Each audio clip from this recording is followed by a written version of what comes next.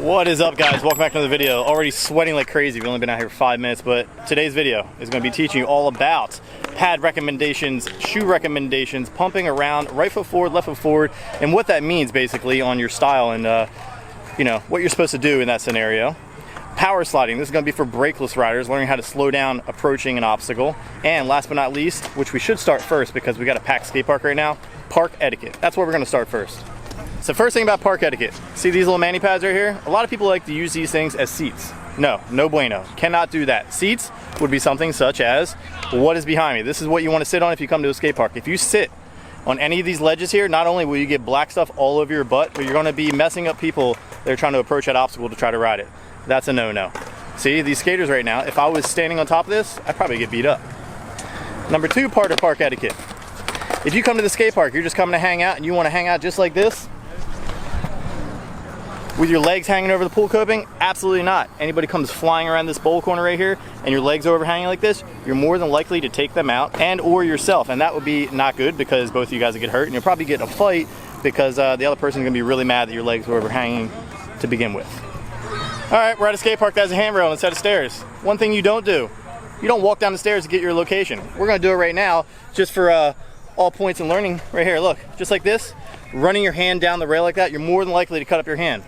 You also don't want to hang out at the bottom of a ramp or stairs. Matt was come down this rail right now. He more than likely would yell at me, goes to ride his bike. Hey man. See, look, he's already coming. He's ready to wreck into me. Or he wouldn't be able to do the trick he wanted to do. If you see a skater or a biker, or anyone for that matter, trying to session a ledge or a rail, and you go up there and just start waxing it, no, you're gonna have a really big problem because they've been trying to perfect their trick using the slickness of that obstacle at that point. So you're gonna put it extra slippy and they're gonna be getting hurt, and you're right back to square one. Fight mode. You don't wanna fight.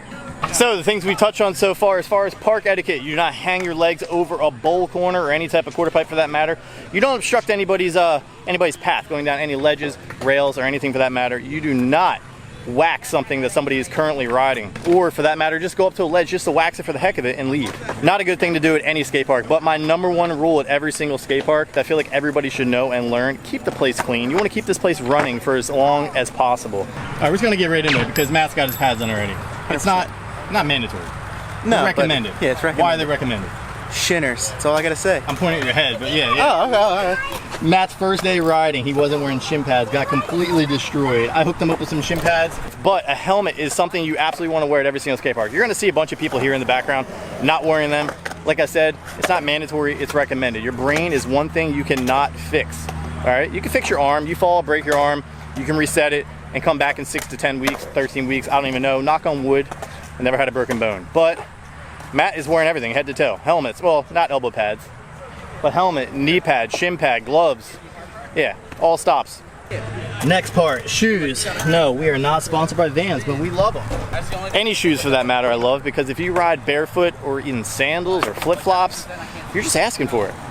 Can you imagine real quick, if you're riding in flip-flops, you slip a pedal, you're gonna scrape your toes all up, or for that matter, if you were dumb enough to try to do a tail whip or something barefoot, and you get your toes caught in the sprocket gear, yeah, just use your imagination. It's not going to be a fun experience at all. All right, next portion we're going to talk about is left foot, right foot forward, depending on what you feel comfortable with, or if you feel comfortable with both. If you're already riding right foot forward and you only feel comfortable with that, stick with that. And what that means is if you're riding right foot forward, which means obviously your right foot is forward, your back foot is what's going to be doing all the work when you're spinning. So if I go to 3 or 180 to the left, my back foot is what's going to swoop around the bike to be able to help me spin the rest of the way. I'll give you an example right now, both foot forward, so you kind of see what I'm talking about, where I'm using my back foot to basically do all the leg work.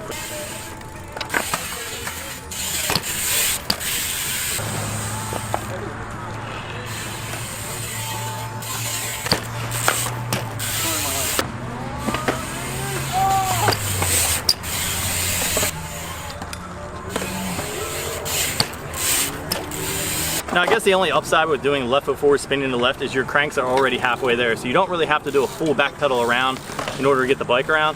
So if you're right foot forward, there's a little bit more work you have to do to be able to control that fakie.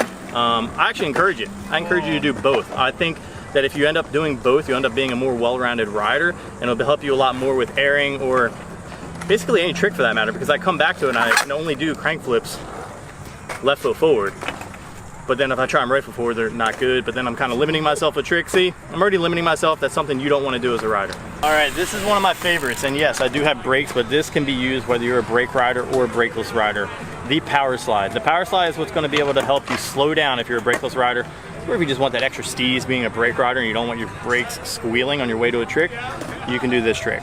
The key to it is knowing how to do a slight endo without necessarily picking up your back wheel. Just enough weight on the front end to be able to get basically next to no weight on the back. You want it to slide effortlessly to where you don't want it to be up in the air and then it's just like this, catching. You want to just like a just real easy wiping motion. So I'll give you a few examples and Matt will get a couple different angles.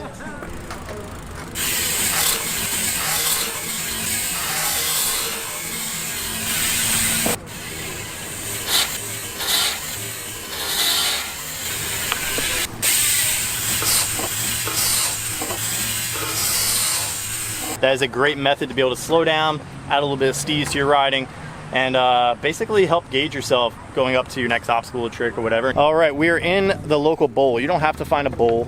I actually recommend you find like a mini ramp, 2/4 or banks back to back. This is going to be teaching you how to pump.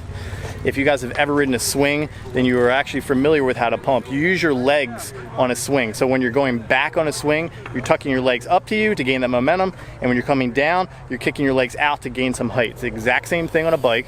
You're actually using your legs when you turn around on the ramp. You're using your legs to push down the same way as you would tuck them up when you're going up to your peak on a swing. Your legs are basically tucked up when you're at the top of the quarter pipe or bank, and then you're pushing your legs down. You're pushing the pedals down, and that's going to create the momentum when you actually reach the bottom part of the transition. You can't really see it that well because it's all white, but the way the transition is you'll feel like that that little bump between the actual ramp and the flat bottom itself. So Matt's going to do a little bit of a demonstration, starting from the flat bottom and working his way up without doing any bunny hops, Matt. It's going to be pretty hard. It's going to be pretty hard for him not to try to do airs or bunny hops, but that's basically the best way to learn it.